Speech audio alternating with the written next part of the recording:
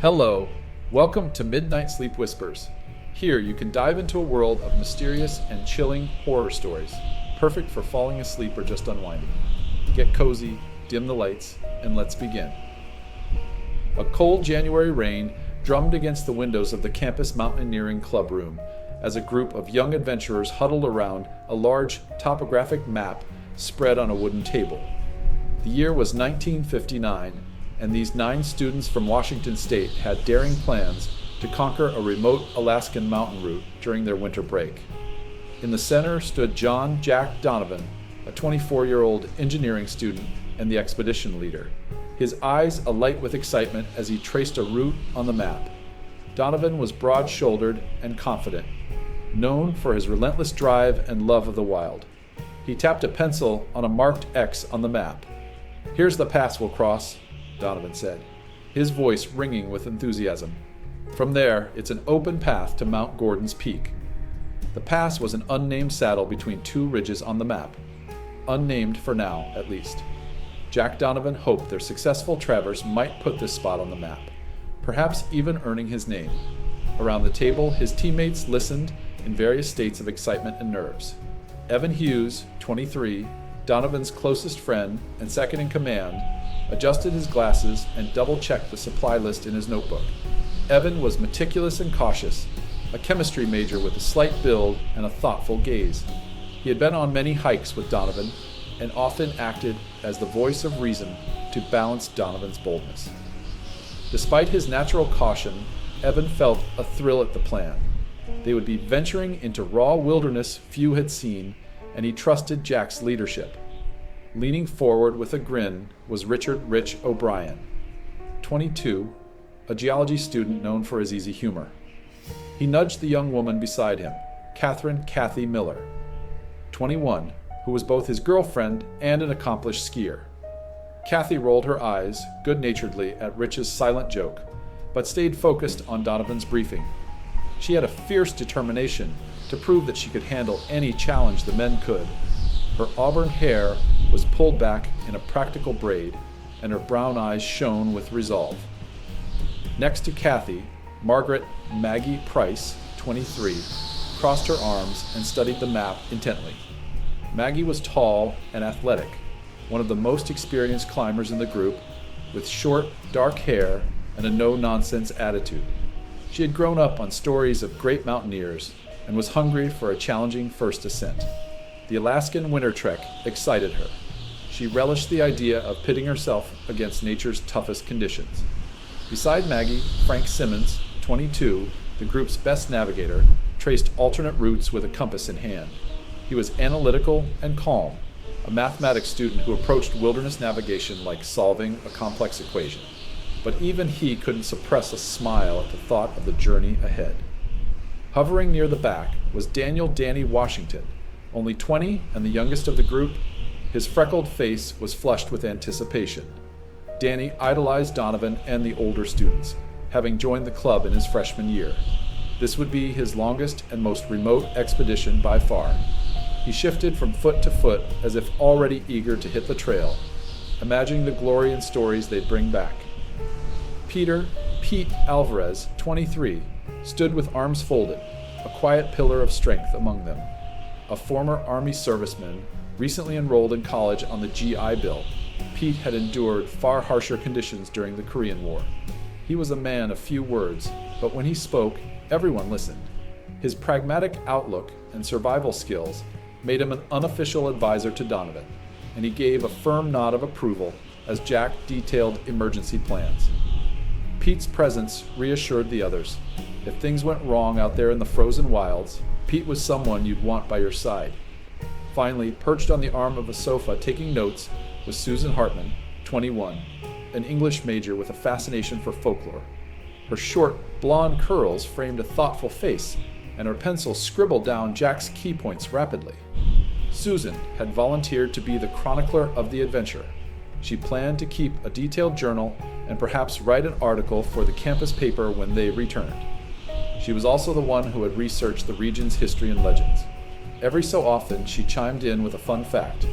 Did you know the native Athabascan people call the nearby mountain Denali, meaning the Great One?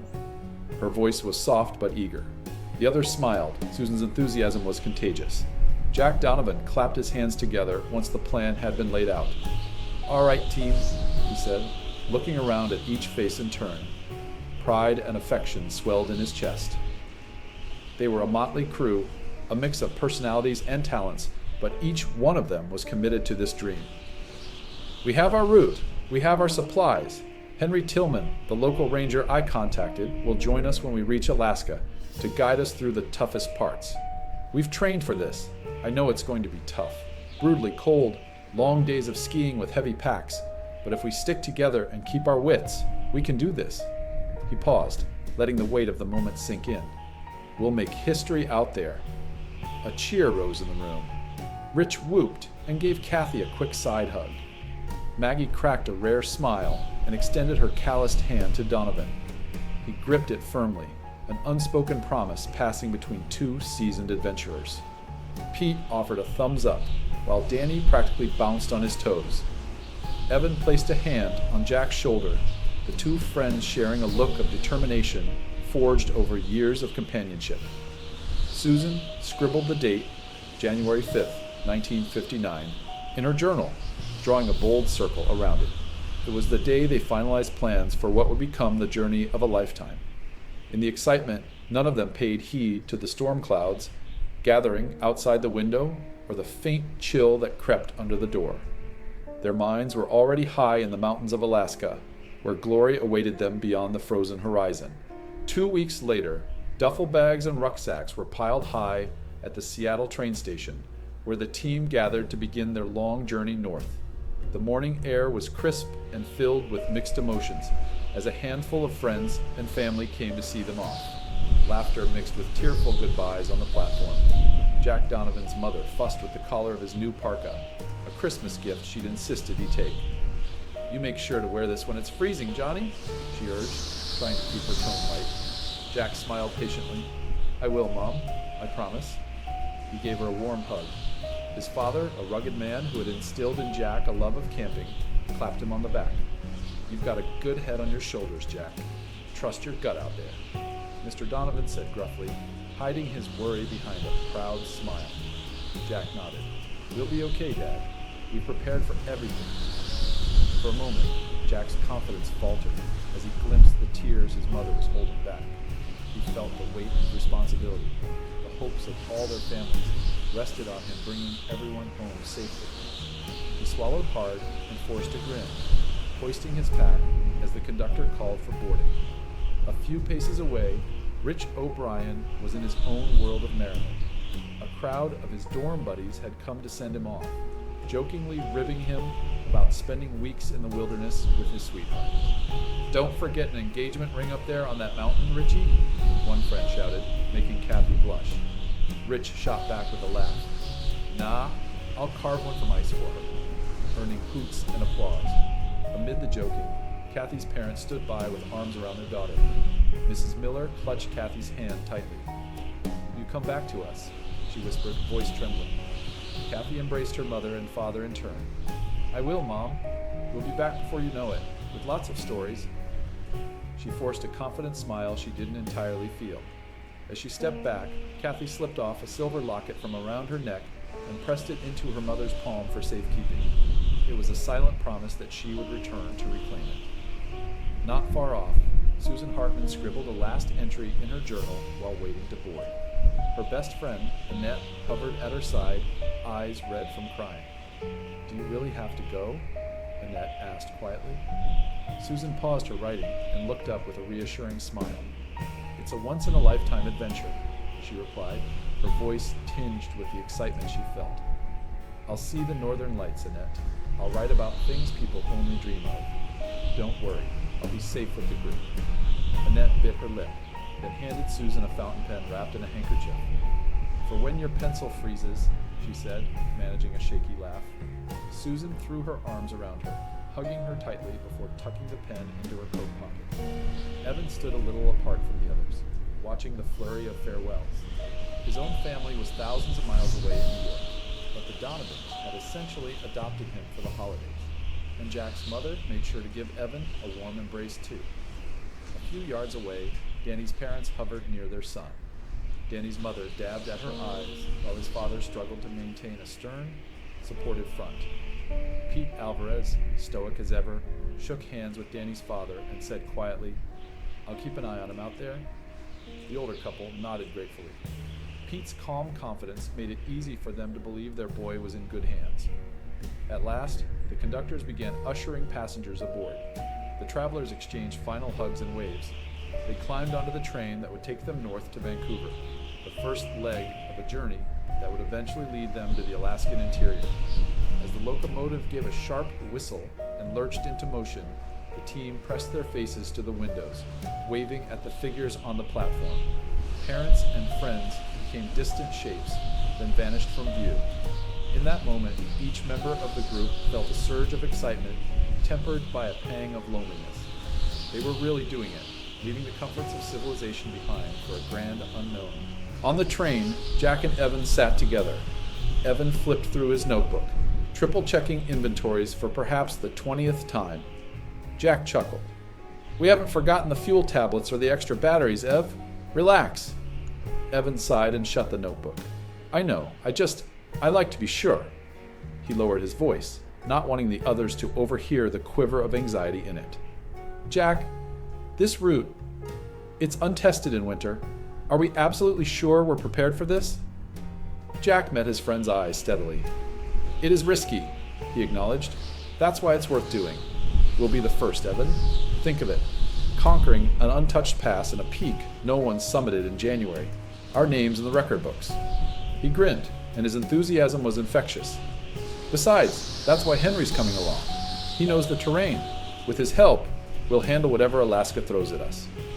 Evan managed a small smile and nodded. Jack's confidence had always guided him through moments of doubt. Evan raised his canteen, and Jack clinked it with his own in a toast. "To Donovan Pass," Evan said, half in jest, christening the place with Jack's name. Jack's eyes lit up at the sound of it. "To Donovan Pass," he echoed firmly. The two friends shared a sip of water as if it were champagne, imagining the triumph awaiting them. In the row behind, Maggie and Frank bent over a guidebook of Alaskan mountains, discussing last-minute route details. Frank traced a line on a map in the book. "If the weather turns bad here, maybe we could take this valley instead of the ridge," he suggested. Maggie peered at it and shook her head. "That valley might be avalanche-prone. The ridge could be safer if it's clear." Frank raised an eyebrow. "Safer from avalanches, yes, but more exposed to the wind." Maggie gave a little shrug and a daring smile. "Wind I can handle."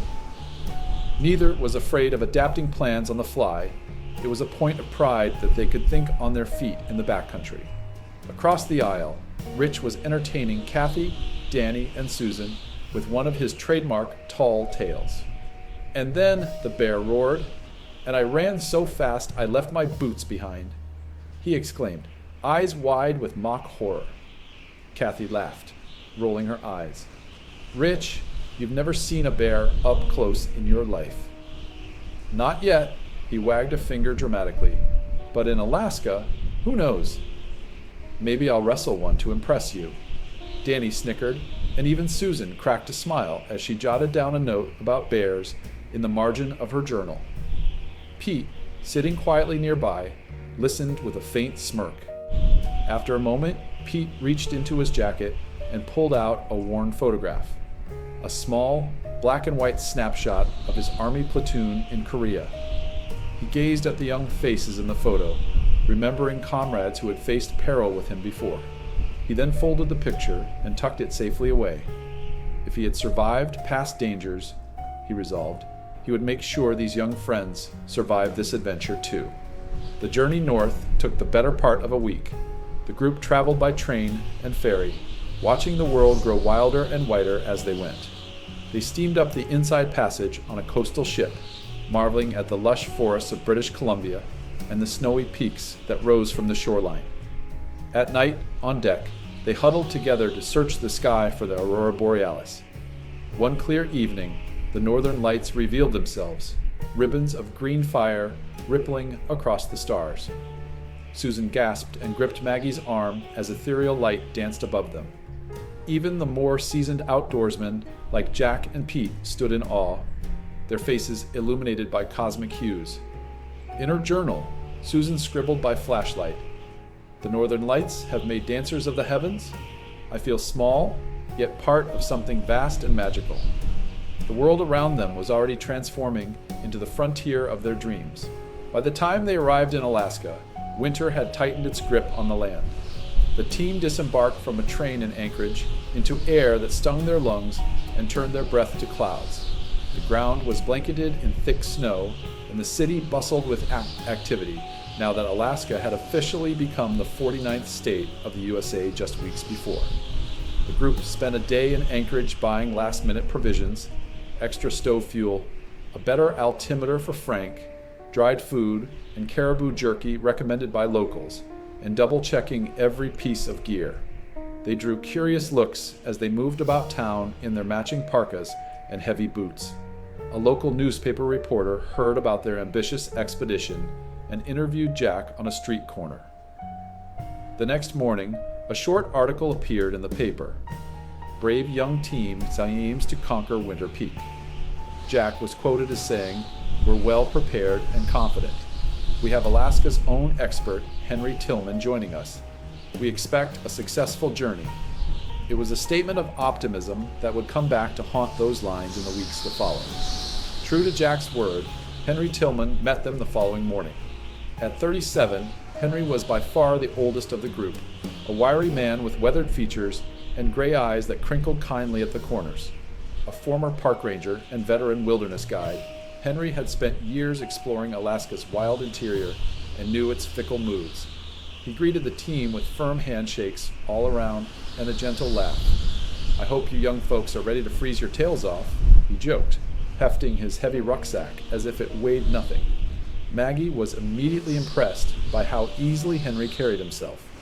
Danny whispered to Rich that Henry looked like he'd stepped out of an Arctic explorer novel, which made Rich grin.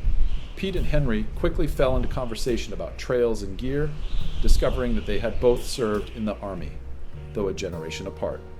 The mutual respect was immediate. With Henry's addition, the team now numbered 10. They spread out an old dog-eared map of interior Alaska on a bench at the small airfield where they'd meet their bush plane. Henry ran his finger along a thin blue line representing a river. "We'll fly out to a supply point near Clearwater Fork," he explained, referencing a remote mining outpost. "From there, it's about 100 miles on skis through the wilderness to get up to the pass and Mount Gordon beyond." The group listened closely as Henry described what lay ahead. Narrow river valleys choked with snow, a high plateau where icy winds could come out of nowhere, and the final ascent to the pass between two peaks. "Weather's unpredictable this time of year," Henry warned. "Remember, the mountain doesn't care about your plans. Respect it, and it might respect you back." His eyes twinkled as he said this, but the underlying caution was clear. That afternoon, they loaded their gear into a single-engine bush plane. The propeller roared to life, and as the plane lifted off, the vast expanse of Alaska unfurled below them. Endless ranks of snow-laden mountains rolled out in every direction, sparkling under the weak winter sun. In the cramped cabin, Jack looked around at his friends, all strapped in and gazing wide-eyed at the landscape below. He caught Evan's eye and gave a thumbs up. Evan returned the gesture, though his hand trembled slightly with anticipation. Susan closed her eyes and murmured a quick prayer for safe travels, while Rich and Kathy squeezed each other's gloved hands. After an hour in the air, the plane descended onto a frozen river that served as a makeshift landing strip. They had reached the edge of true wilderness, a tiny mining settlement consisting of a few cabins and a radio tower, inhabited by a skeleton crew of hardy souls through the winter. The pilot helped unload their supplies and wished them luck, promising to return for pickup at the agreed-upon time weeks later. With a wave, he took off again, the drone of the engine fading into the distance and leaving an almost perfect silence. Henry took a deep breath of the frigid air and grinned. "No time like the present, folks. Let's make some distance while we have daylight." The group clipped into their cross-country skis and hoisted their heavy packs. Jack took point alongside Henry, compass in hand, while Frank double-checked their initial bearing. One by one, they pushed off into the wild. Tall spruce trees laden with snow stood sentinel around them as they glided onto the trail that would lead them into the mountains. Behind them, their ski tracks stretched back toward the little outpost. Already, fresh snow was beginning to fill them in, as if erasing the path home. Ahead lay unbroken snow, unnamed peaks, and the promise of an adventure, and perhaps dangers beyond anything they had ever known. At first, the wilderness greeted them gently.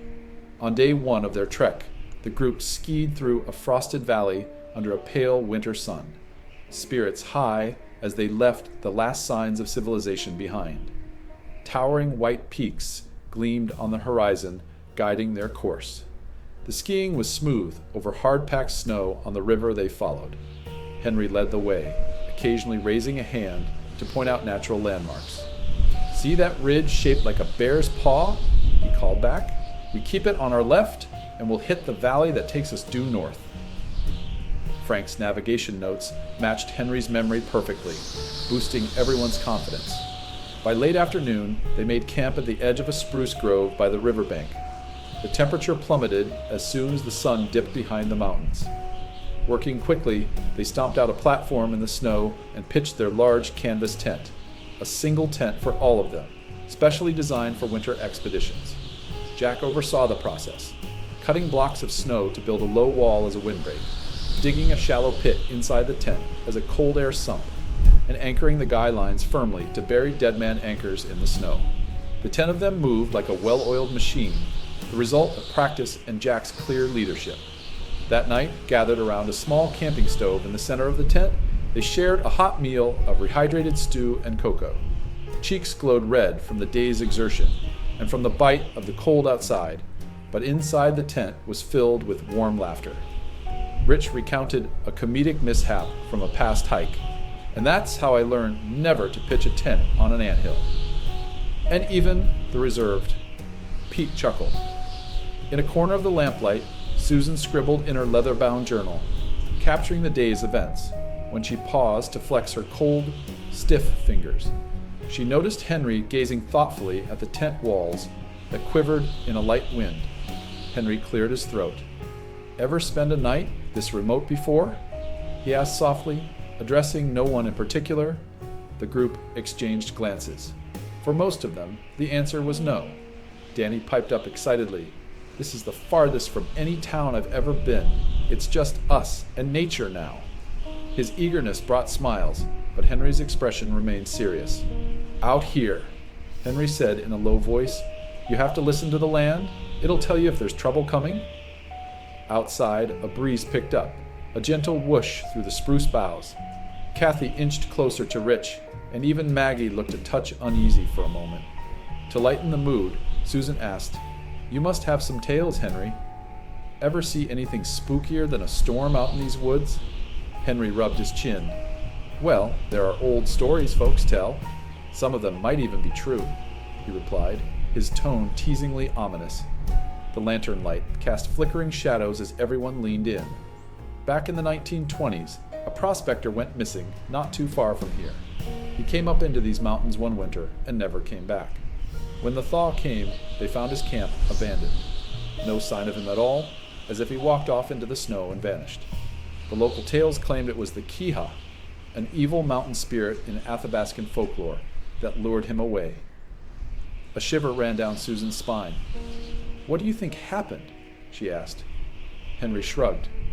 "Most likely, the poor fellow got caught in an avalanche or fell through river ice.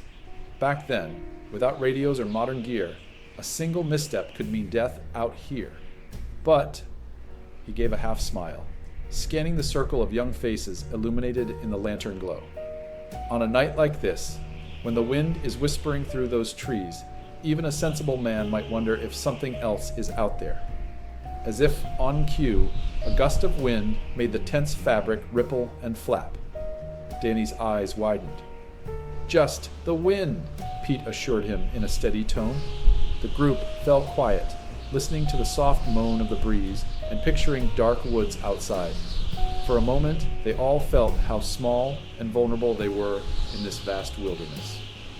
Susan broke the silence by zipping up her jacket and announcing, "I need to step outside for a minute." One by one, they all decided to brave the cold for a short excursion to admire the night. Bundling up, they emerged from the tent into a crystalline world. Above, the sky was a spray of stars, breathtakingly bright with no city lights to dull them. And then, as if nature decided to reward their courage, curtains of faint green aurora shimmered to life overhead. The northern lights were making a second appearance, even more vibrant away from the coast. Maggie's breath caught as she tipped her head back. "Would you look at that?" she murmured. Jack let out a low whistle. The band of friends stood close together in the snow, each face turned upward, bathed in the ghostly glow of the aurora borealis. For a few minutes, the legend of the Keehaw and the fears of the unknown were forgotten. The wilderness wasn't hostile or frightening in that moment. It was wondrous. Kathy, teeth chattering, joked, "Okay, bucket list item check. Northern Lights. I can go home happy now." Rich laughed and put an arm around her. "Maybe not right now," he said. "We've still got a mountain to climb." Henry watched the younger folks with a gentle smile. He knew challenges lay ahead, but seeing their awe and camaraderie under the dancing sky, he felt hopeful that, come what may, they would face it together. They slept deeply that night. The first day had gone better than expected, and their confidence was bolstered. In her diary entry for the day, Susan wrote a single line before exhaustion claimed her. "The adventure has begun, and it already feels like a dream." Outside, the wind settled, and a gentle snow began to fall, blanketing the tent in white. The second day brought the expedition its first real test. By noon, the sky turned leaden and the wind sharpened, blowing tiny ice crystals that pricked at their faces. The team pressed onward, heads bowed against a mounting gale. Pine forests thinned as they climbed into more exposed terrain, leaving them vulnerable to the elements. Snow started falling faster, the landscape dissolving into a blur of white. Communication was reduced to shouts over the wind. Jack motioned for a halt in the relative shelter of a shallow gully. As the others caught up, bracing themselves against the wind, he had to yell to be heard. "We'll camp early." "Can't push further in this whiteout?" Everyone nodded, faces tinged with worry and pelted red by ice. It took nearly an hour of exhausting labor to pitch the tent in the blizzard. Twice, the wind nearly tore it from their hands. When at last they tumbled inside, everyone was coated in snow and breathing hard. Evan groaned as he sank onto his sleeping bag, extending his right leg gingerly. A dull ache had been building in his knee all morning.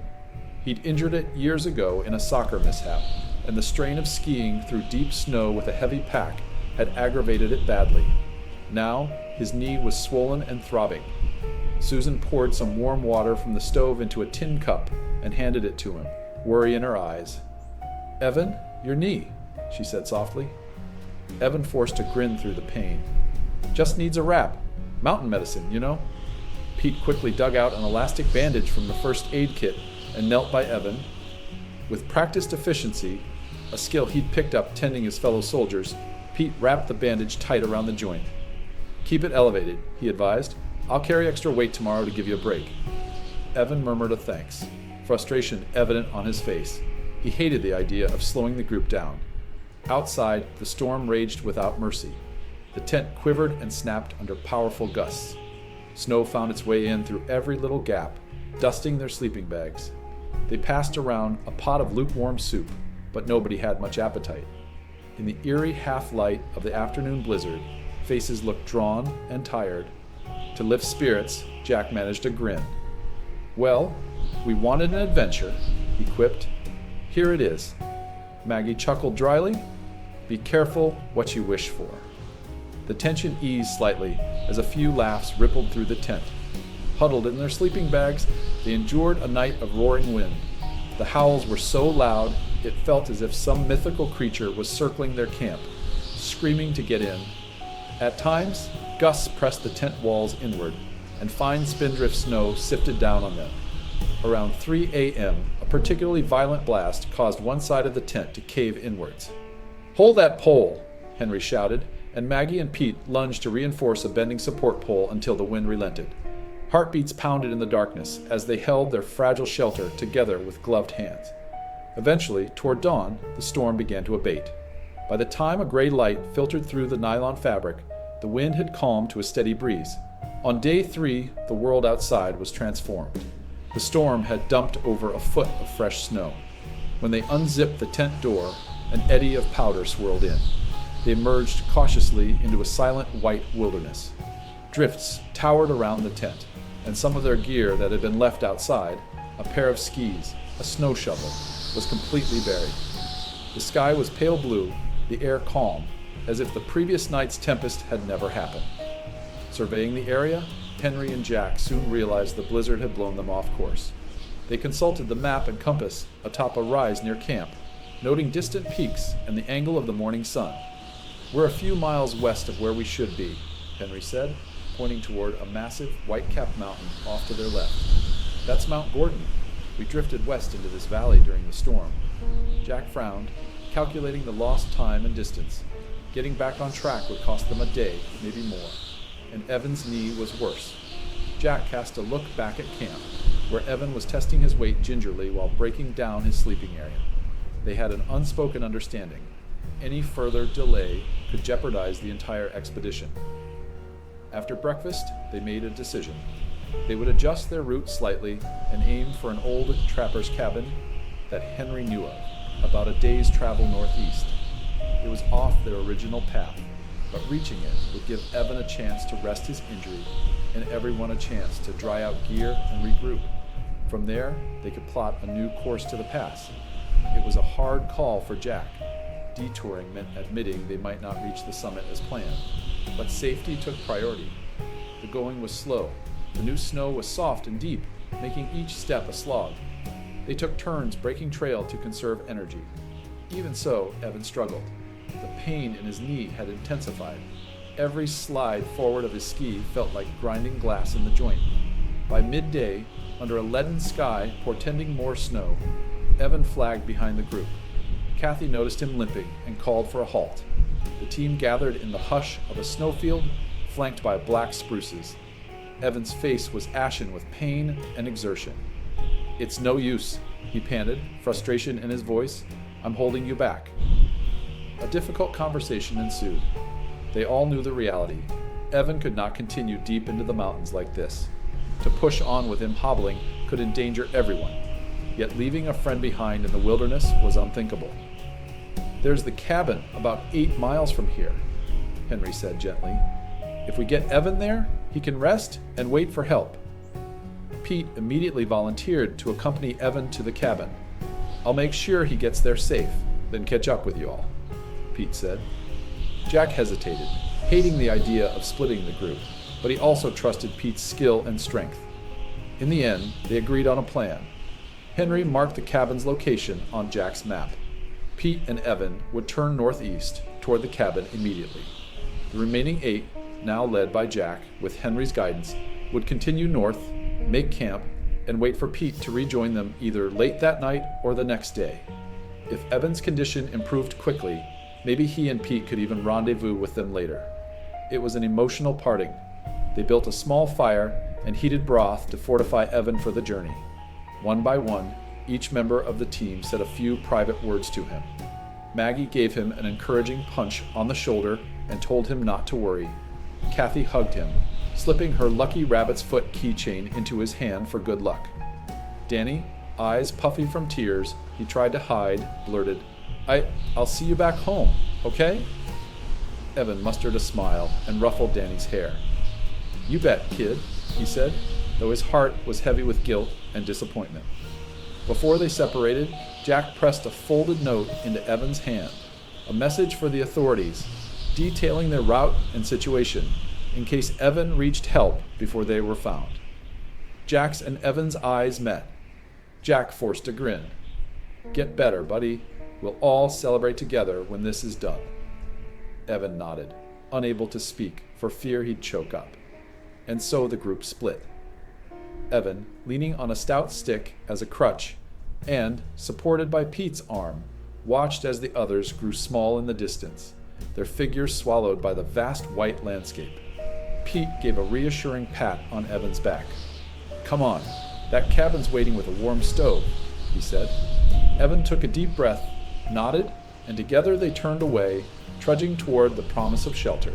Meanwhile, Jack gathered the remaining hikers and pressed on. That afternoon, they skied only a few more miles before fatigue and daylight failed them. They made camp on a sheltered slope beside a frozen creek. Without Pete's strong presence, the camp felt emptier, and everyone was subdued. They clustered close in the tent, seeking both warmth and reassurance in proximity. Over a sparse dinner, Susan suggested they each share something they looked forward to after the expedition, a simple morale exercise. Danny immediately piped up. "Hot chocolate! The biggest mug of hot chocolate in Seattle." The others chuckled.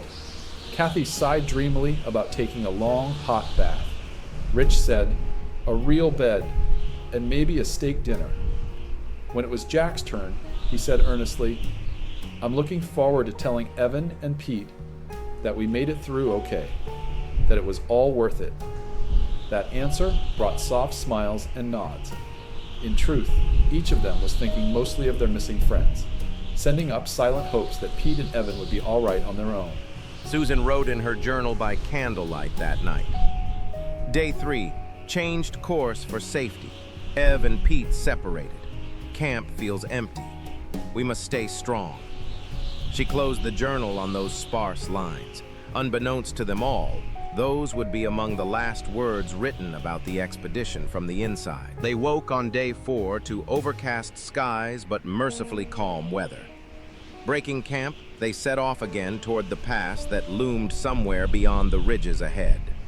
The snow was deep, and without Pete to help plow through it, the going was arduous. Even so, they managed to return to their intended route by midday, reaching a wide valley that Henry recognized as a planned checkpoint. Spirits lifted with the terrain leveling out and a sense of progress returning. In the afternoon, the 8 found a spot in a sheltered wooded hollow to cache some surplus supplies for the return journey. They dug a pit in the snow and buried a sealed box with a little food and fuel, lightening their packs for the push to the pass. Everything seemed back on track, aside from the absence of Pete and Evan. Unbeknownst to the main group, Pete did successfully deliver Evan to the trapper's cabin later that day. Evan, fighting fever from strain and stress, urged Pete not to return to the mountains alone in worsening weather, but Pete was determined. After ensuring Evan was safe with a pair of old hunters at the cabin, Pete donned his pack and headed back into the wild to rejoin his friends. By then, however, fate and weather had other plans. Toward the evening of day 4, the main group noticed the wind picking up once more and clouds thickening. They hoped Pete would catch up by nightfall, but he did not appear. Unbeknownst to them, he was out there in the encroaching blizzard, several miles behind and struggling on alone. That night, the 8 remaining members of Jack's party made camp at a high point on the approach to the pass, intending to wait for Pete. The wind was howling again, forcing them to secure the tent extra tightly among some stunted pines. They settled in for another rough night, worried about their friend, but still confident in his abilities to find them. Day 5 dawned into a world of swirling snow and poor visibility. Another storm had rolled in overnight. The team was now only a few miles from the pass they aimed to cross, but the weather made it nearly impossible to navigate. They waited in the tent through the morning, hoping the blizzard would blow through. By afternoon, with no sign of improvement and still no sign of Pete, Jack made a difficult decision. They would move up toward the pass despite the storm, both to avoid wasting days and in hopes of meeting Pete somewhere along the route. They packed up in near whiteout conditions and set out, heads down, following the compass and Henry's instincts through a treeless alpine stretch. What none of them knew was that Pete Alvarez was not far behind. But in the blinding snow, he veered off course, ultimately finding shelter alone under a rocky overhang to wait out the storm, thus missing the group entirely. The 7 men and 1 woman of Jack's team pressed on without him, climbing steadily into the jaws of the mountain pass. As daylight faded on the 5th day, the blizzard continued unabated. The group found themselves on an unfamiliar slope, visibility near zero.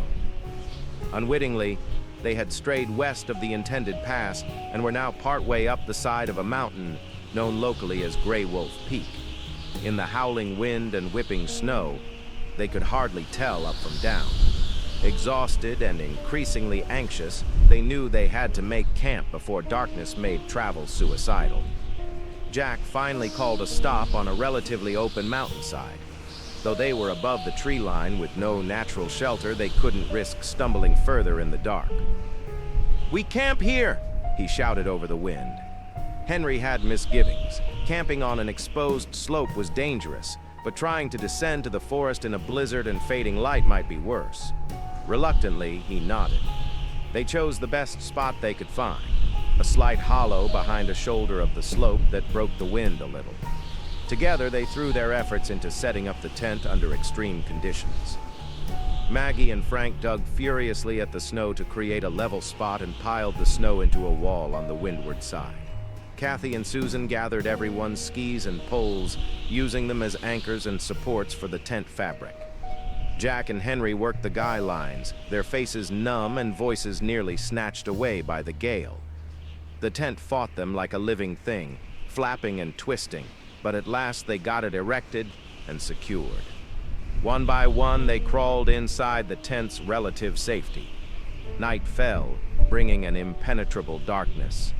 The only light came from a single candle lantern that Susan managed to ignite with trembling hands. The interior of the tent was a chaos of half-unpacked gear and snow dust. It sagged inwards from the wind's onslaught despite the snow wall outside. They all knew this would be their most challenging night yet. Huddled together, they took stock. Nearly everything was damp or frozen. They passed around a flask of brandy Henry had brought for emergencies, each taking a quick sip to warm their insides and nerves. Conversation was sparse. The wind made hearing difficult, and each person was lost in their own thoughts of worry. Henry silently prayed that the storm would ease by midnight. Jack mentally ran through contingency plans. Maggie found herself absently touching the cut on her forehead she'd gotten during the previous storm, now a scab under her hat, and wondered if it was an omen. In that fragile oasis of light amid the raging storm, the hikers' eyes met each other. No one spoke it aloud, but the same thought flickered in everyone's mind. Will we get through this? They ate what little they could. A few bites of cold pemmican and a shared chocolate bar. Then they tried to rest, lying shoulder to shoulder, listening to the wind shriek over the ridge. Despite the noise, one by one they drifted into a fitful doze. Fatigue can be stronger than fear. It was sometime after midnight when the catastrophe struck. Whether they were fully awake or in that half-dream state, none of them could later clearly say.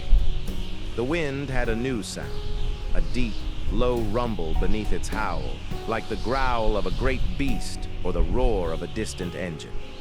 Suddenly, the tent shook violently as something heavy slammed into it. In an instant, the supporting poles snapped with a crack like gunshots. The canvas collapsed onto them. Panicked shouts filled the air. Jack instinctively yelled, "Everybody out! Go, go, go!" Someone, likely Henry, shouted, "Avalanche!" In the chaos, Maggie found herself pressed face down into the fabric by a weight of snow on her back. She clawed at the tent wall, choking as snow poured over her. Danny was crying out incoherently in terror. Henry, on the far end, had a knife and managed to drag his arm free enough to start slashing at the fabric above him. With a loud rip, a slit opened in the side of the tent, and an icy wind blasted in, carrying snow. Susan, coughing and gasping, felt a hand, Kathy, she thought, grabbing her jacket and pushing her toward the opening. Within seconds, the group began spilling out of the destroyed tent into the blizzard, half crawling, half running for their lives. They emerged into an inferno of white. The moon was a vague glow behind racing clouds, providing just enough light to see the slope around them being swallowed by a torrent of loose snow. A slab avalanche, likely triggered by the wind's buildup on the lee slope, had sheared off above their campsite and slammed them with a cascade of snow. Had they been directly in its path, they all might have been buried instantly. As it was, a portion of the slide had hit and partially buried the tent. Now the snow continued to move downslope in a rushing wave just beside them, and the ground shook as it passed. Disoriented and terrified, the thinly clad hikers stumbled away from the tent site. Most of them had no time to grab boots or coats. They were in varying states of undress. Rich had run out in his thermal shirt and pants, Kathy only in long johns and one boot, others with coats thrown hastily over night clothes. The wind and blowing snow felt like knives on their exposed skin. "Head for the tree line!" Henry bellowed, taking charge. He knew their only chance of survival was to get out of the open and find shelter among the trees below. They couldn't stay near the tent. The avalanche danger might not be over, and they had nothing warm to put on there anyway, as most of their gear was buried or inaccessible inside the collapsed tent. They gathered briefly, 7 figures hunched against the screaming wind. In the confusion, none of them realized that their number was one fewer. In the mad scramble out of the tent, Danny had run in a slightly different direction and was not immediately visible to the others. Jack tried to shout over the storm, "Stay together!" Through the whipping snow, he saw Maggie's face, blood from her old cut trickling anew down her temple, eyes huge with fear but resolute. He saw Susan clutching her journal to her chest like a talisman, her teeth chattering. Rich had an arm around Kathy, practically holding her upright. She'd taken a hard fall coming out of the tent and was dazed. Frank was clinging to a ski pole he'd somehow snatched, his only defense against the elements.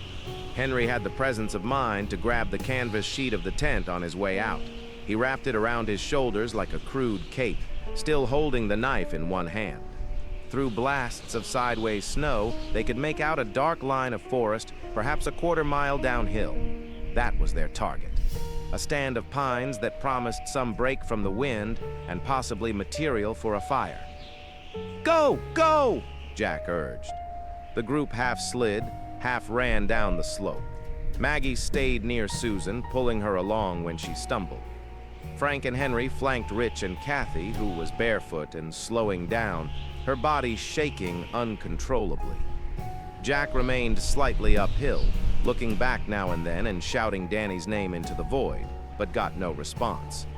Danny, in fact, was only about 50 yards upslope and to the west, floundering in deep snow, but his cries were drowned by the wind and the roar of the avalanche's tail end. As the main cluster of 6 reached the tree line, they collapsed behind the first trunks, gasping. The wind was gentler here, blocked by the dense pines. They shouted for Danny and saw a faint figure above. Danny, lit by the feeble moon, staggering toward them. "Thank God," Susan whispered. Frank immediately turned back up to guide the young man in. They met Danny as he practically fell into Frank's arms, sobbing in relief and terror. Now they were 7 huddled at the forest's edge.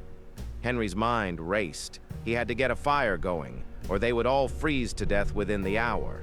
Their clothing was woefully insufficient and already crusted with ice. "Help me find wood," he yelled. Rich, ears ringing from cold, nodded and moved off to gather fallen branches. Henry's hands were numb, but he hacked at a dead-standing pine with his knife until chunks came off. Maggie and Susan scoured the ground for any dry twigs under the snow. Jack, still with only one boot, stomped out an area clear and started piling whatever fuel they handed him. Kathy had sunk to the ground, back against a trunk, her eyes glassy. Danny, scarcely better, sank next to her.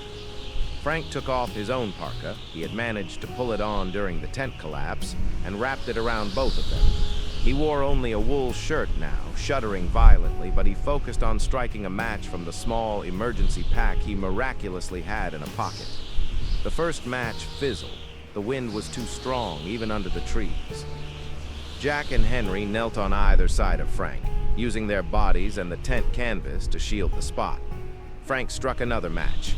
This one caught a tiny persistent flame. Jack fed it the driest pine needles and birch bark scraps they'd collected. It smoked, then flared.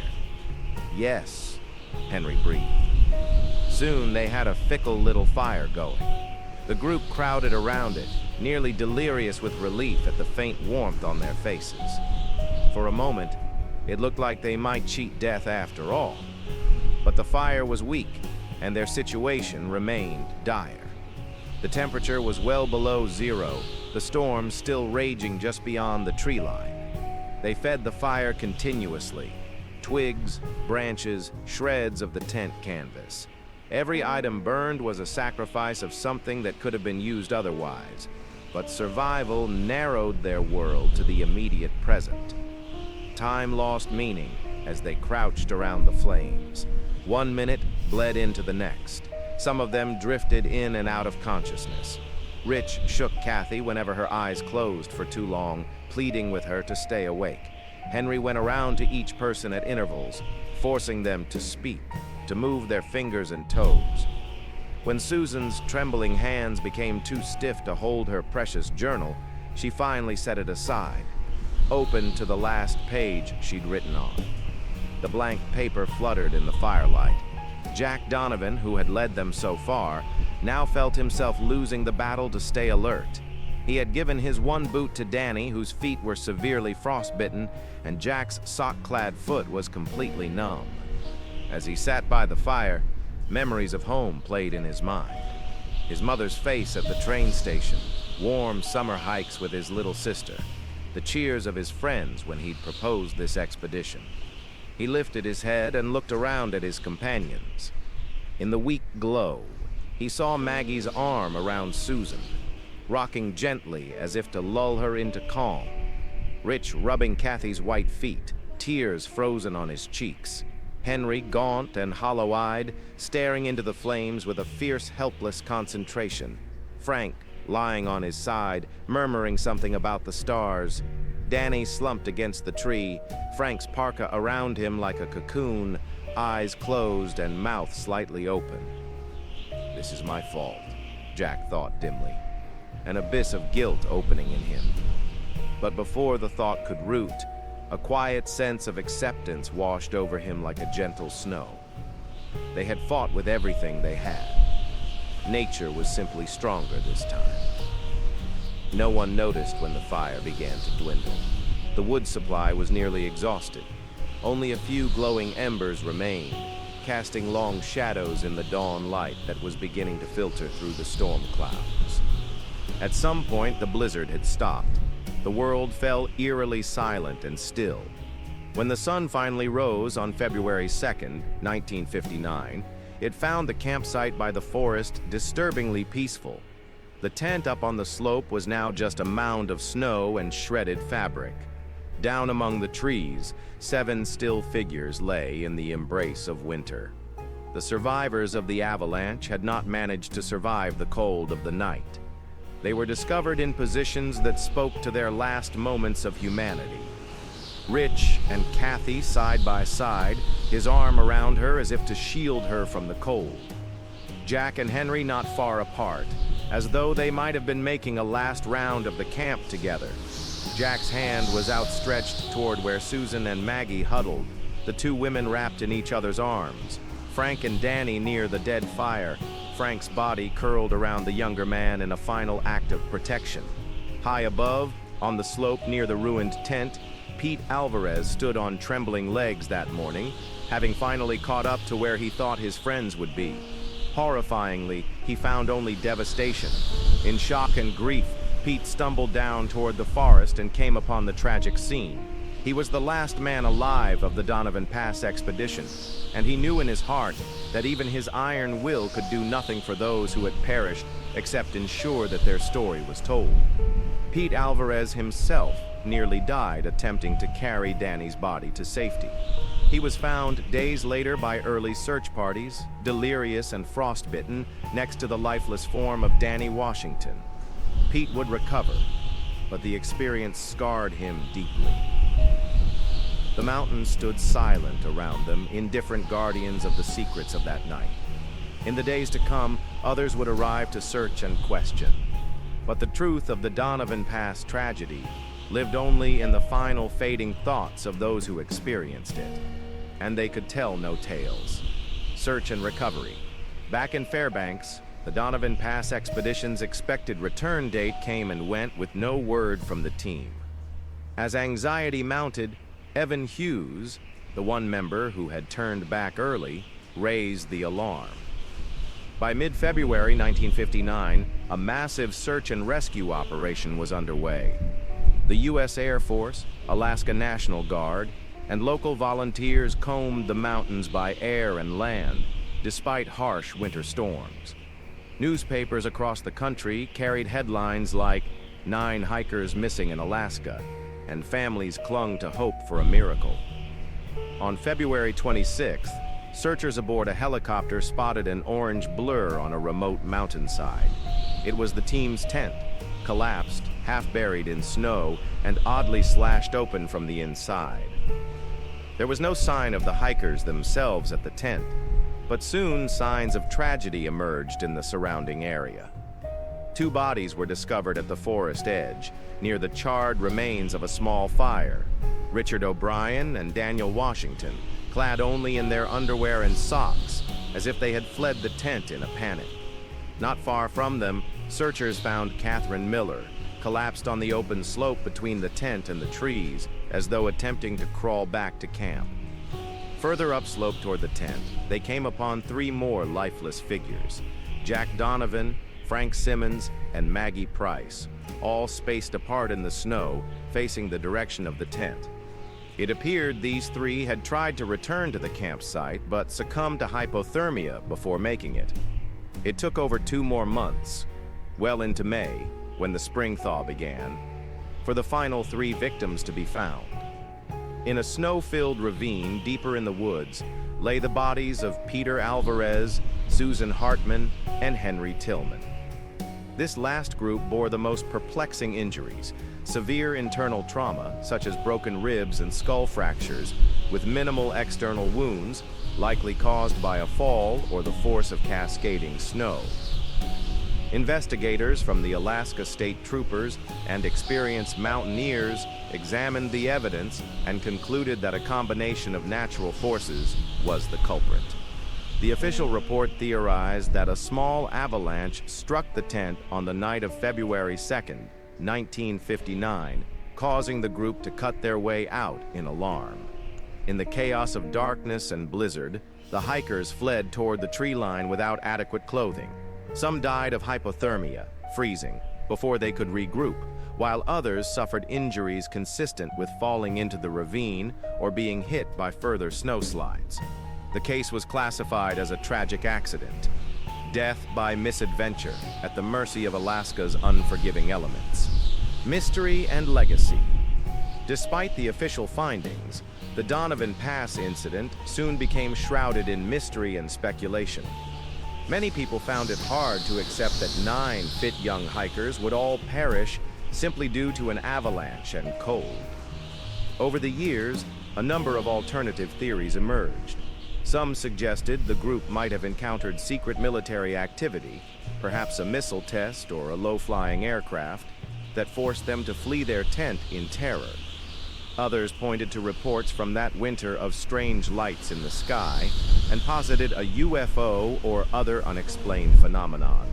There were also whispers of more fantastical causes, from an encounter with a Yeti-like creature or a supernatural mountain spirit to an unusual wind event that could produce a terrifying sound capable of panicking humans. None of these theories could be proven, but each found its believers, and the debate over what really happened at Donovan Pass continued for decades. For the families and friends left behind, no theory could erase the heartbreak. They held funerals in hometowns scattered across the country, united in grief. At the university the team had come from, classmates and professors dedicated a plaque to the 9 lost adventurers and established a memorial scholarship in their honor. The once unnamed mountain pass where the tragedy unfolded was officially labeled Donovan Pass on maps a few years later, a permanent tribute to the expedition's leader and, by extension, his fallen team. In the decades that followed, the story of Donovan Pass became a legend in outdoor circles, a sobering example of nature's unforgiving fury and a haunting, unsolved puzzle. The incident inspired books, documentaries, and even a dramatized film, each offering their own speculation about that fateful night. But perhaps the most poignant perspective came from the sole survivor, Evan Hughes. Though Evan was not on the mountain when disaster struck, he carried the weight of it throughout his life. In a later interview, he reflected, "Not a day goes by that I don't think of them. I always wonder, if I hadn't turned back, might things have gone differently? I'll never know. I just hope people can learn from what happened, about the power of nature and about treasuring the people you love." Today, Donovan Pass is a quiet, wind-swept place marked by a simple memorial sign. On rare pilgrimages, hikers sometimes leave flowers or stack stones in memory of the 9 who never came home. The wind still whispers through the peaks, telling a story of youthful ambition, camaraderie, and a tragedy that has not lost its grip on the imagination. The Donovan Pass incident remains one of Alaska's most enduring mysteries, a powerful reminder of both the awe-inspiring beauty and the deadly danger of the wilderness.